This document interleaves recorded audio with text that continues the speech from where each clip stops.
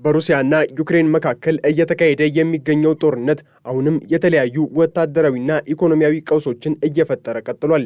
የሩሲያ የጦር ኃይሎች ጠቅላይ ኢታማዦር ሹም ጀነራል ቫለሪ ገራሲሞቭ በቅርቡ ለሩሲያ መንግስታዊ የዜና ወኪሎች በሰጡት መግለጫ የሩሲያ ጦር በአውሮፓውያኑ መጋቢት ወር የመጀመሪያዎቹ 15 ቀናት ውስጥ ብቻ 12 አዳዲስ ሰፈራዎችን ወይም ስትራቴጂካዊ መንደሮችን መቆጣጠር መቻሉን አረጋግጠዋል። ይህ ግስጋሴ ሩሲያ ልዩ ወታደራዊ ዘመቻ ስትል በምትጠራው በዚህ ጦርነት ውስጥ የሞስኮ ኃይሎች በግንባር ቀደምትነት ያላቸውን ወታደራዊ የበላይነት ለማሳየት ያደረጉት ጥረት ውጤት እንደሆነ ተገልጿል። ጀነራሉ በደቡባዊ የጦር ግንባር ባደረጉት ጉብኝት ወቅት እንደተናገሩት የሩሲያ ጦር በአሁኑ ወቅት በሁሉም አቅጣጫዎች ጥቃቱን እያጠናከረ ይገኛል። በተለይም በዶኔትስክ ክልል የሚገኙ ስትራቴጂካዊ ከተሞችን ለመቆጣጠር የሚደረገው ጥረት ከፍተኛ ደረጃ ላይ መድረሱን ሮይተርስ አስነብቧል። እነዚህ 12 ሰፈራዎች መያዛቸው ለሩሲያ ጦር በምስራቃዊ ግንባር ያለውን የሎጂስቲክስና የአቅርቦት መስመር ለማጠናከር ትልቅ ዕድል የሚፈጥር ሲሆን ለዩክሬን መከላከያ መስመር ደግሞ ትልቅ ስጋት ሆኗል። ከእነዚህ ከተሞች መካከል ስሎቪያንስክ እና ኮስቲያንቲኒቪካ ዋነኞቹ የጦርነቱ ማዕከል ሆነዋል።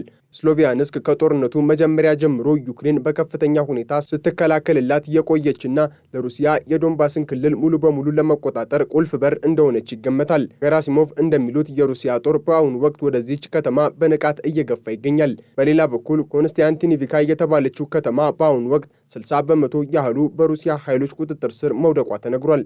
በከተማዋ ሰሜናዊ ምዕራብ አውራጃ ውስጥ እጅግ አስከፊ የሚባል የጎዳና ላይ ውጊያ እየተካሄደ ሲሆን የሩሲያ የአጥቂ ቡድኖች ወደ ከተማዋ መሃል ለመዝለቅ ከፍተኛ መስዋዕትነት እየከፈሉ መሆናቸው ተመልክቷል። ዩክሬን ይህንን ግስጋሴን ለማስቆም ያላሰለሰ ጥረት እያደረገች ቢሆንም የሩሲያ ወታደራዊ የበላይነት ግንባሩን ወደ ምዕራብ እየገፋው መሆኑ የአደባባይ ምስጢር ሆኗል።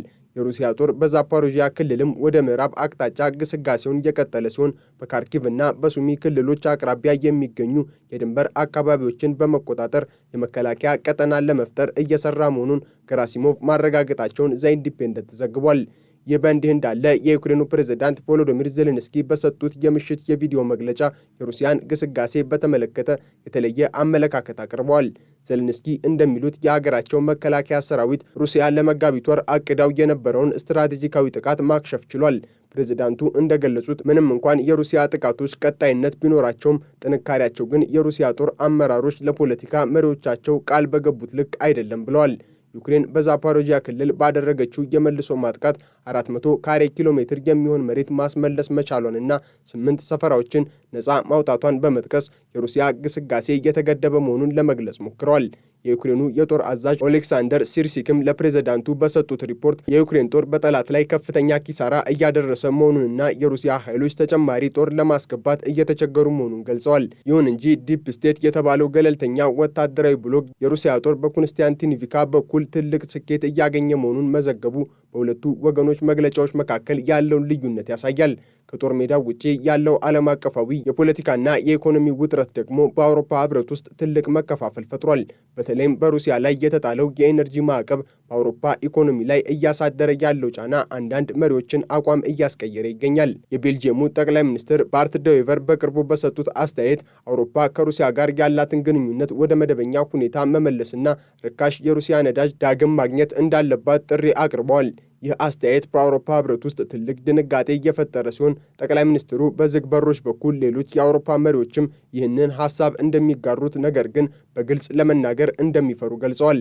ይህ ሁኔታ አውሮፓ በዩክሬን ድጋፍና በገዛ ራሷ ኢኮኖሚያዊ ሕልውና መካከል የገባችበትን አጣብቂኝ የሚያሳይ እንደሆነ ሮይተርስ አስነብቧል። የአውሮፓ ሕብረት የውጭ ጉዳይና የደህንነት ፖሊሲ ከፍተኛ ተወካይ ጃክ ካላስ ለዚህ ጥሪ ፈጣንና ጠንካራ ምላሽ ሰጥቷል። ካላስ እንደሚሉት ከሩሲያ ጋር ወደ ቀድሞ የንግድ ልውውጥ መመለስ ማለት ተጨማሪ ጦርነቶችን በር መክፈት ማለት ነው።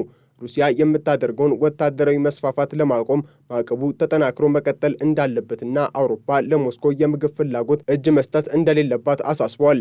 በአሁኑ ወቅት በዓለም አቀፍ ደረጃ የነዳጅ ዋጋ በ40 በመቶ መጨመሩ በተለይም በአሜሪካና በእስራኤል መካከል ከኢራን ጋር የተጀመረውን ጦርነት ተከትሎ የመጣው የዋጋ ንረት የአውሮፓን መሪዎች ለከፍተኛ ጭንቀት ዳርጓቸዋል። ይህ የኢኮኖሚ ቀውስ በአውሮፓ ሕብረት ውስጥ የፖለቲካ አለመረጋጋት እየፈጠረ ሲሆን እንደ ቤልጂየም ያሉ ሀገራት ለሩሲያ ያላቸውን አቋም እንዲያለዝቡ እያደረጋቸው ይገኛል። የኢራን ጦርነት በነዳጅ አቅርቦት ላይ የፈጠረው ስጋት አውሮፓ የሩሲያን ነዳጅ አማራጭ አድርጋ እንድታይ እያስገደዳት መሆኑ ግልጽ ሆኗል። የኤነርጂ ቀውሱ በጉልህ የሚታይበት ሌላው ነጥብ የድሩዝባ የነዳጅ ቧንቧ መስመር ጉዳይ ነው። ከጥር ወር ጀምሮ ሃንጋሪና ስሎቫኪያ ከሩሲያ የሚያገኙት የነዳጅ ፍሰት ተቋርጧል። ዩክሬን የቧንቧ መስመሩ በሩሲያ ጥቃት ምክንያት መበላሸቱንና ጥገና እንደሚያስፈልገው ብትገልጽም ሃንጋሪና ስሎቫኪያ ግን ዩክሬን ሆነ ብላ ነዳጁን እንደከለከለች በመግለጽ ይከሷታል። የሃንጋሪው ጠቅላይ ሚኒስትር ቪክቶር ኦርባን ይህንን ጉዳይ ከዩክሬን ድጋፍ ጋር በማያያዝ ነዳጅ ከሌለ ገንዘብ የለም የሚል ጠንካራ አቋም ይዘዋል። ሃንጋሪ ለዩክሬን ሊሰጥ የታቀደውን የ90 ቢሊዮን ዩሮ ብድር በማገድ ላይ ትገኛለች። ይህም በአውሮፓ ሕብረትና በዩክሬን መካከል ያለውን ግንኙነት ይበልጥ ውስብስብ አድርጎታል። ፕሬዝዳንት ዜሌንስኪ ለሕብረቱ መሪዎች በጻፉት ደብዳቤ ዩክሬን ሆነ ብላ የነዳጅ ፍሰቱን አላገደችም፣ ይልቁንም ጥገናው በአንድ ወር ተኩል ጊዜ ውስጥ እንደሚጠናቀቅ ቃል ገብተዋል። ይሁን እንጂ የሃንጋሪው የውጭ ጉዳይ ሚኒስትር ይህንን የዩክሬን ምላሽ የፖለቲካ ጨዋታ በማለት አጣጥለውታል። የአውሮፓ ሕብረት መሪዎች አንቶኒዮ ኮስታ እና ኡርሱላ ቮንደርሌን ለዜሌንስኪ በጻፉት ደብዳቤ የነዳጅ ፍሰቱ መቀጠል ለገበያ መረጋጋት ወሳኝ መሆኑን ገልጸዋል። ሆኖም ሕብረቱ እስከ 2027 ድረስ ከሩሲያ ነዳጅ ሙሉ በሙሉ ለመላቀቅ ያለውን ቁርጠኝነት በድጋሚ አረጋግጧል። ይህ ውሳኔ በሃንጋሪና በስሎቫኪያ በኩል ከፍተኛ ተቃውሞ ቢገጥመውም ሕብረቱ ግን ስትራቴጂካዊ በሆነ መንገድ ከሩሲያ ጥገኝነት ለመውጣት እየሰራ ነው። የኤነርጂ ጉዳይ በአውሮፓና በዩክሬን መካከል ያለውን የጋራ ግንባር እየፈተነ ሲሆን ሩሲያ ደግሞ ይህንን ክፍተት ተጠቅማ አውሮፓን ለመከፋፈል እየሞከረች ነው። የድሩዝባ የነዳጅ መስመር ጉዳይ ወታደራዊ ግጭቱ እንዴት ወደ ኢኮኖሚያዊ ጦርነት እንደተቀየረ የሚያሳይ ግልጽ ማሳያ ሆኗል። በጦር ሜዳው በኩል ሩሲያ የያዘቻቸው 12 ሰፈራዎች በምስራቅ ዩክሬን ያለውን ወታደራዊ ሚዛን በእጅጉን ለውጦታል።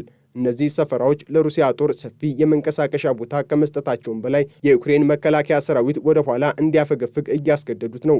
የሩሲያ ጦር በመድፍና በአየር ኃይል የታገዘ ጥቃት በማድረስ የዩክሬን ምሽጎችን እያፈራረሰ ይገኛል። ጀነራል ገራሲሞቭ እንደገለጹት የሩሲያ ጦር ስትራቴጂ በሁሉም አቅጣጫዎች ጫና መፍጠር ነው። ይህም ዩክሬን ኃይሏን በአንድ ቦታ እንዳታከማች ያደርጋታል። በተለይም በሰሜናዊ ድንበር አካባቢ የተፈጠሩት የመከላከያ ቀጠናዎች ዩክሬን ወደ ሩሲያ ግዛት የምታደርገውን የድሮንና የሚሳኤል ጥቃት ለመቀነስ ትልቅ አስተዋጽኦ አድርገዋል። ዩክሬን በበኩሏ በምዕራባውያን የሚሰጣትን ወታደራዊ እርዳታ በመጠቀም የሩሲያን ግስጋሴ ለመግታት እየሞከረች ነው። በዛፖሮዥያ የተገኘው የ400 ካሬ ኪሎ ሜትር መሬት የማስመለስ ስኬት የዩክሬን ጦር አሁንም የመልሶ ማጥቃት አቅም እንዳለው ያሳያል።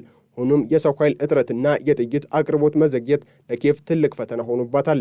ፕሬዝዳንት ዜሌንስኪ ከአውሮፓና ከአሜሪካ የሚጠበቀው ድጋፍ በፍጥነት እንዲደርስ በተደጋጋሚ ጥሪ እያቀረቡ ነው። ጦርነቱ 4ኛ ዓመቱን በያዘበት በዚህ ወቅት የሁለቱ ወገኖች ወታደራዊ አቅም እየተዳከመ ቢመጣም ሩሲያ ግን ያላትን የሰው ኃይል ብልጫ ተጠቅማ በትንሹ ግዛቶችን የመቆጣጠር ስልቷን ቀጥላበታለች። የሰላም ድርድርን በተመለከተ እስካሁን የታየ ተስፋ ሰጪ ጭላንጭል የለም። ሩሲያ ዩክሬን የዶንባስን ክልል ሙሉ በሙሉ እንድታስረክብ የያዘቻቸውን ግዛቶችም በይፋ እንድታውቅ የምታቀርበው ቅድመ ሁኔታ በዩክሬን በኩል ፍጹም ተቀባይነት የለውም። ፕሬዝዳንት ዜሌንስኪ የግዛት አንድነታቸው ሳይረጋገጥ ምንም አይነት ድርድር እንደማያደርጉ በተደጋጋሚ ገልጸዋል። ይህ የሁለቱ ወገኖች የፖለቲካ አቋም ልዩነት ጦርነቱ ለተጨማሪ ዓመታት ሊቀጥል እንደሚችል አመላካች ነው። አሁን ላይ የታየው የሩሲያ ወታደራዊ ግስጋሴ ጦርነቱ ወደ መጨረሻው ምዕራፍ እየተቃረበ መሆኑን ሳይሆን ይልቁንም ይበልጥ ደም አፋሳሽና አስቸጋሪ ወደ ሆነ ደረጃ እየተሸጋገረ መሆኑን ያሳያል።